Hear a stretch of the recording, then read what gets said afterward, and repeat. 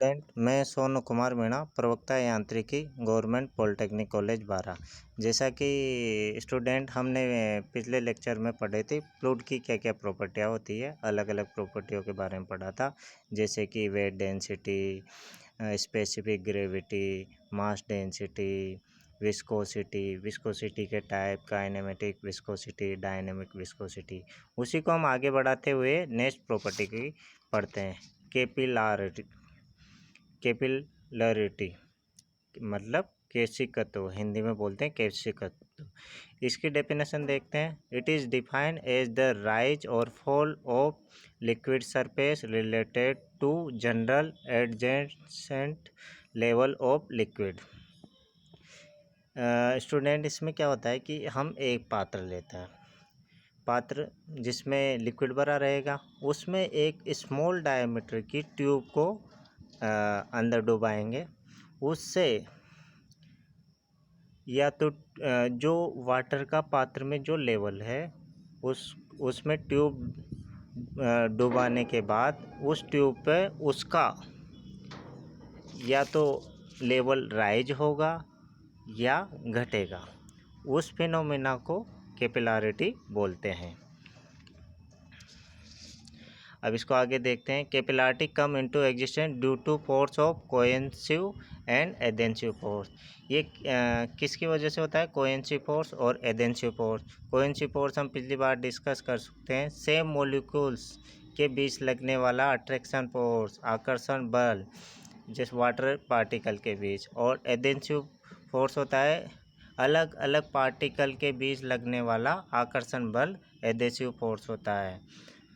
इसकी कंडीशन देखते हैं। When cohesive force is less than adhesive force, तो उस केस में क्या होगा? समान अणुओं के बीच लगने वाला आकर्षण बल ये कम हो भिन्न भिन्न अणुओं के बीच लगने वाले आकर्षण बल से, तो उस केस में कैपिलरी राइज होगा, बढ़ेगा लेवल, ट्यूब पे लेवल बढ़ेगा। फिर उसके बाद अगर कोहेसिव फोर्स ज़्यादा हो एडेशन फोर्स से, तो उस केस में कैपिलरिटी फॉल होगा, गिरेगा। अब इसका एक्सप्लेनेशन देख लेते हैं।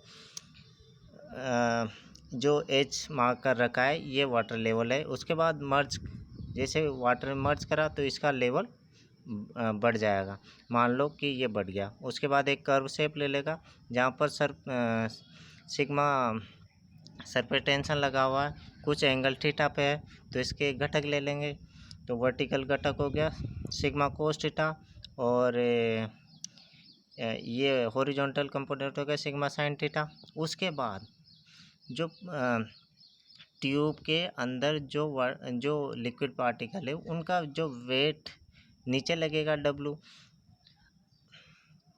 तो उसके बाद हम इक्वेशन बैलेंस करते हैं। अंडर साम्य अवस्था पे क्या होगा? जो ऊपर लगने वाला फोर्स और वेट किसके बराबर होगा? वेट बल के बराबर।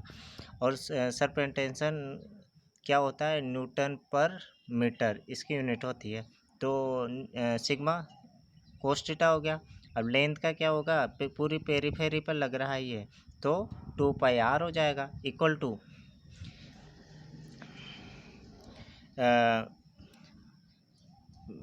स्पेसिफिक वेट क्या होता है? वेट क्या होगा? Specific weight upon volume. तो वॉल्यूम क्या होगा? πr² इंटू H हाइट हो गया, ρg स्पेसिफिक वेट हो गया। इसको सिंप्लीफाई करेंगे तो जो H क्या आएगा? 2 sigma cos theta into ρg/r। और इसको अगर हम r को डायमीटर में चेंज कर देंगे तो H बराबर क्या हो जाएगा? 4 sigma cos theta upon ρg/d। और अगर थीटा बराबर 0 रहा तो उस केस में क्या होगा? 4 सिग्मा अपॉन कोस 0 1 होता है, कोस 0 की वैल्यू 1 होती है। तो H बराबर 4 सिग्मा अपॉन ρg/d हो जाएगा। ये वाटर के लिए होगा, वाटर के लिए थीटा 0 डिग्री हो जाएगा। अगर मरकरी की बात करते हैं तो मरकरी में 128 डिग्री, अप्रोक्सीमेट 130 डिग्री लेते हैं, 128 डिग्री होता है। उस केस में फॉल करेगा क्योंकि कोस 90 प्लस थीटा माइनस में हो जाएगा, तो माइनस का साइन ये हमें संकेत देगा कि फॉल कर रहा है। और वाटर में प्लस आ रहा है तो इस केस में राइज करेगा। ये देख लिया। इसके बाद हम आगे की प्रॉपर्टी पे चलते हैं, वेपर प्रेशर। वेपर प्रेशर की डेफिनेशन देखते हैं। It is the pressure exerted by vapour of a liquid which are in phase equilibrium with the liquid. अब इसको सिंपल भाषा में समझते हैं। एक क्लोज कंटेनर लेते हैं, उसमें कुछ लेवल वाटर का रखते हैं, उसके बाद उसको थोड़ा हीटअप करते हैं। हीटअप करेंगे तो जो वाटर पार्टिकल है हीट गेन करेंगे, उसके बाद वह बॉयल होंगे या वेपोराइज होना स्टार्ट करेंगे। वेपोराइज होंगे तो वो कंटेनर हमारा क्लोज है तो पूरे जो खाली स्पेस बचा हुआ है कंटेनर के अंदर, उसकी सरफेस पे वो कोलाइड करेंगे, टकराएंगे। तो प्रेशर क्या होता है? Force upon area. तो जो सरफेस एरिया में टकरा रहा है तो उससे फोर्स भी जनरेट होगा, तो वहाँ पर एक ये जितने भी पार्टिकल है जो टकरा रहे हैं वह एक प्रेशर जनरेट कर लेंगे। तो उस प्रेशर को क्या बोलते हैं? क्योंकि जो वेपर बन रही है वही तो टकरा रही है, उससे प्रेशर जनरेट हो रहा है। तो उससे जो प्रेशर जनरेट होगा उसे हम वेपर प्रेशर बोल लेंगे।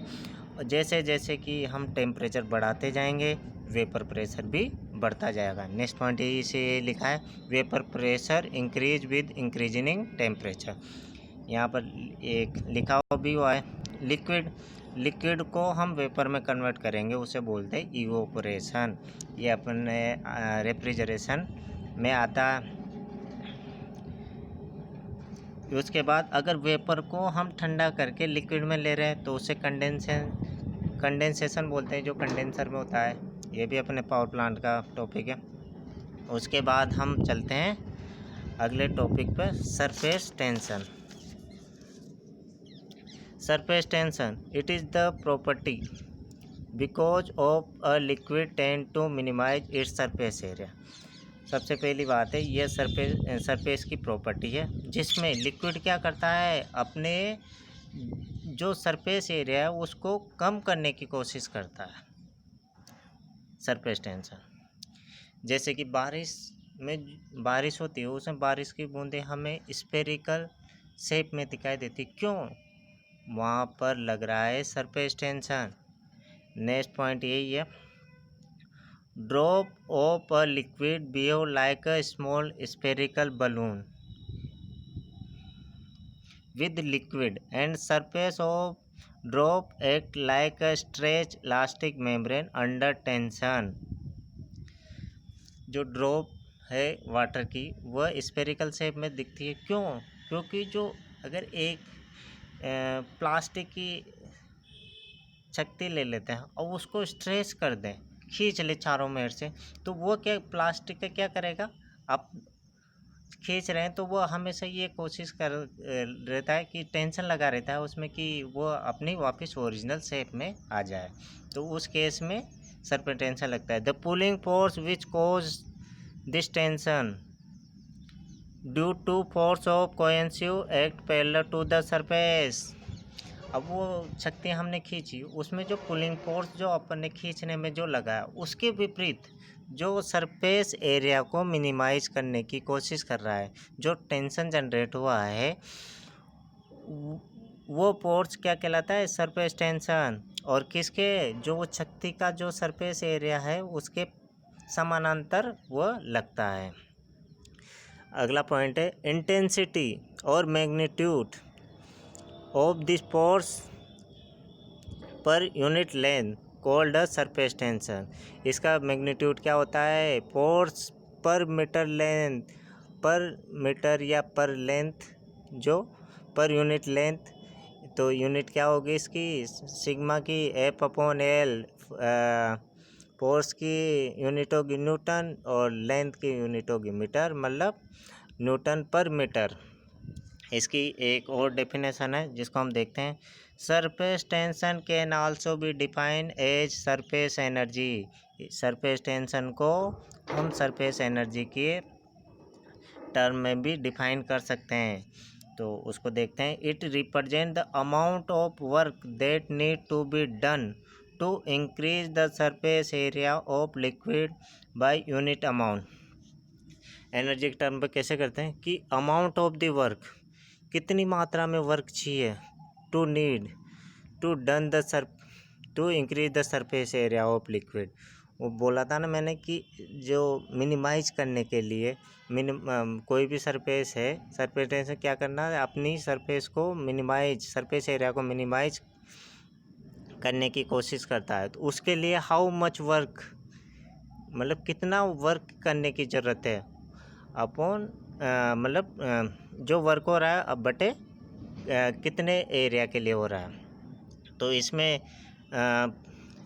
ये एफ अपॉन एल में हम ऊपर भी एल से मल्टीप्लाई कर दें, नीचे भी एल से मल्टीप्लाई, तो फोर्स इनटू डिस्प्लेसमेंट क्या होता है, वर्क, और रेक्टेंगल है तो लंबाई इनटू लंबाई मीटर स्क्वायर हो गया। तो एरिया की वो होगी यूनिट। उसके बाद दो केस देख लेते हैं।